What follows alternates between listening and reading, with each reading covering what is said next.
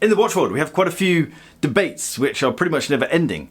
And the idea of how important are box and papers when buying and selling a watch, that's one of those debates which it's endless. And it's endless because it's fueled by people's opinions.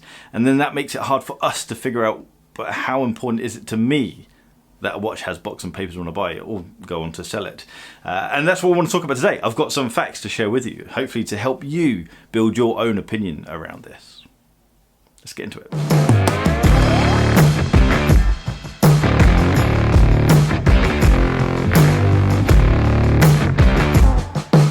Welcome back to Bark and Jack. I am Adrian, and every time I do a Q&A, I haven't done for a while, but every time I do a Q&A video, there's at least one person, usually a handful of people, who ask, I'm looking at watch X, should I spend this much more to get it with box and papers? What do you suggest?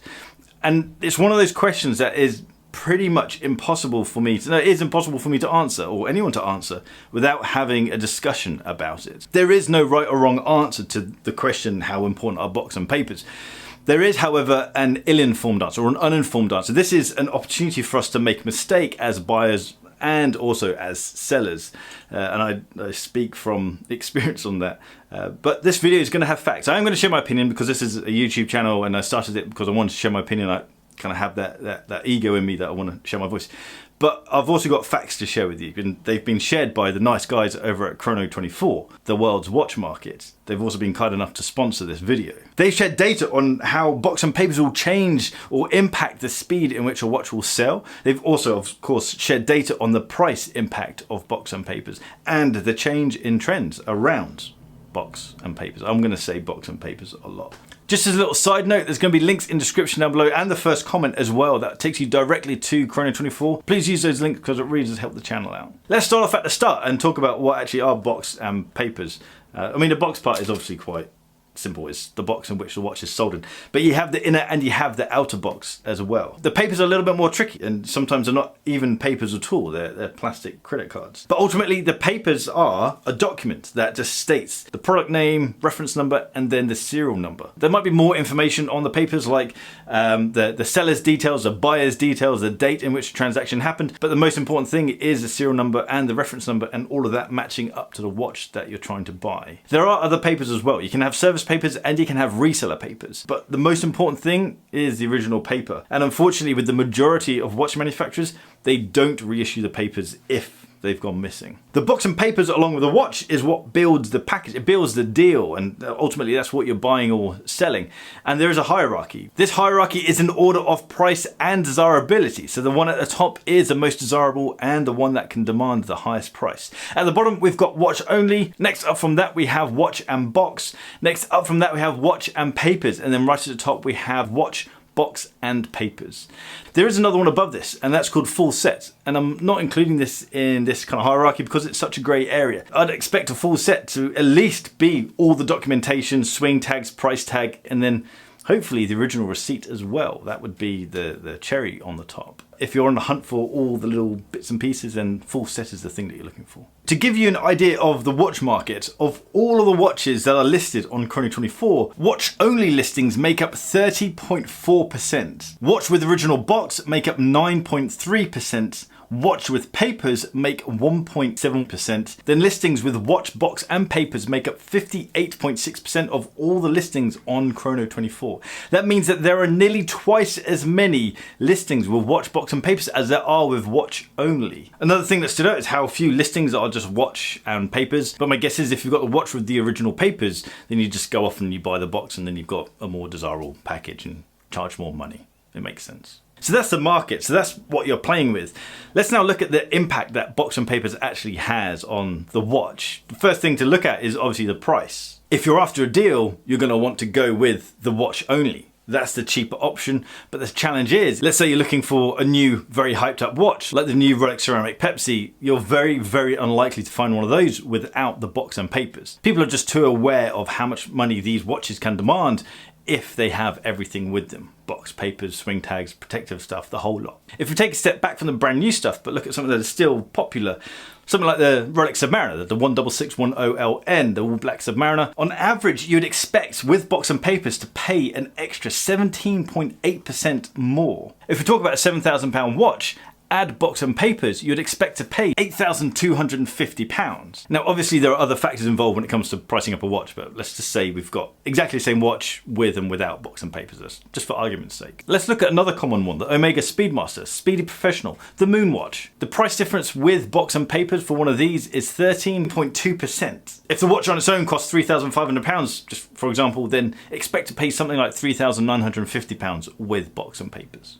There are a lot of Submariner dates out there, so the market for the Submariner date and also for the Speedmaster is really quite saturated. If we look a bit deeper at something that is a bit more collectible, but also watches that are there's more hype around these watches, then of course you'd expect the price difference with box and papers to be more. If we look at the Rolex Gentry Master 2 with the Pepsi bezel, the 16710, the price difference with box and papers is 23.3% more. If we look at something like the Cartier Santos 2656, then you'd expect to pay 20.8% more.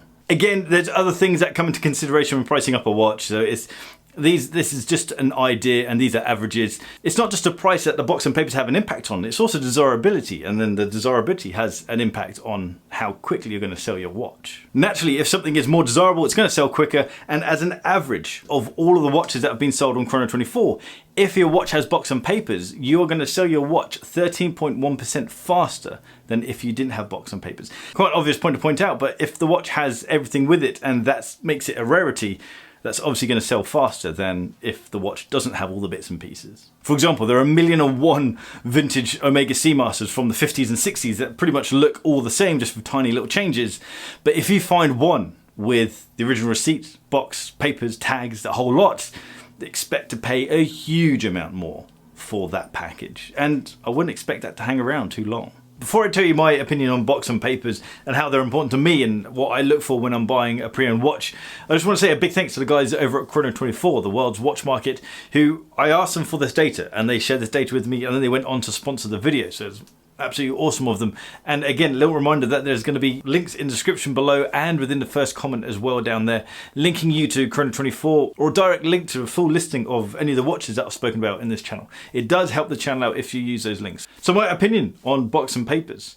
For me, I wouldn't say I'm a watch collector. I don't feel like I'm at the stage of being a watch collector, but I'm certainly enthusiastic about what I buy with my watches. For me, the most important thing out of the whole package is the condition of the watch. That ultimately, that's the thing that you're going to be wearing. It's the thing that you're going to be looking at the most, and so that has to be perfect.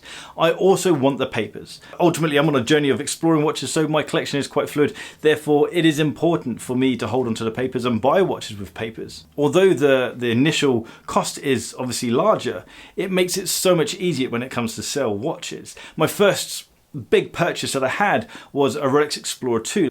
And that was really quite a tricky thing to sell because I didn't have the papers. I had a box. No doubt the dealer who I bought it from just bought a box to create a slightly better package. And it did take quite a long time to sell the watch because it didn't have the papers. So for me, papers are important. It shows, one, that the person has possibly looked after a watch. It doesn't guarantee that, but it gives an idea that the person is more likely to have looked after a watch compared to someone who doesn't have the papers. But also, for someone who needs a fluid collection, a collection that is easily sellable, I need the papers, and so that's just how it is. The ultimate thing that I absolutely love is the original receipt. It contains so much information that kind of just adds to the story. For example, this is the receipt. This isn't my watch, this is my father-in-law's Rolex that he bought in the 80s. But this receipt captures that moment that he bought the watch. From the papers and the receipt, we can see that he bought the watch on the 22nd of April, 1986. He got a massive 20% discount. The watch was paid for in cash and it cost £1,200. That receipt, that extra stuff, all of those little bits and pieces of swing tags, that just adds to the character of that watch. For me, it would be rare for me to be in a position where I can afford to buy a watch that has that much stuff that comes with it. Usually for me, it's a watch that's in the condition that I want, plus the papers, the box. I give or take the box. But guys, that's just my opinion.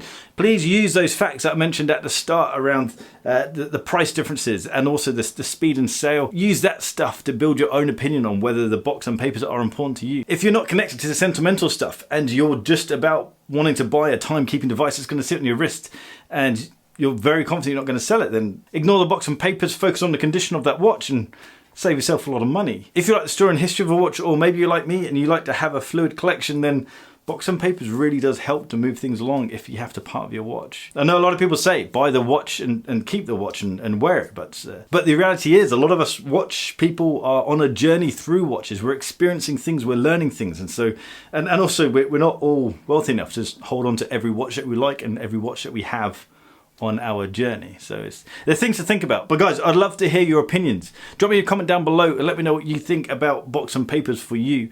Again, this is one of those things that there's no right or wrong answer. It's just down to what you feel is valuable to your collection. Guys, thanks so much for watching. If you like this video, please give it a thumbs up. If you like the style of this video, then hit that subscribe button down the bottom there and a little bell icon so you get notifications when I drop a new video. Don't forget about the links to Chrono 24, both in the description or in the little comment section. If you want to check out articles, I'm dropping articles every other day over at barkandjack.com. If you're on Instagram, give me a follow at barkandjack, and I'll see you guys next time. Take care.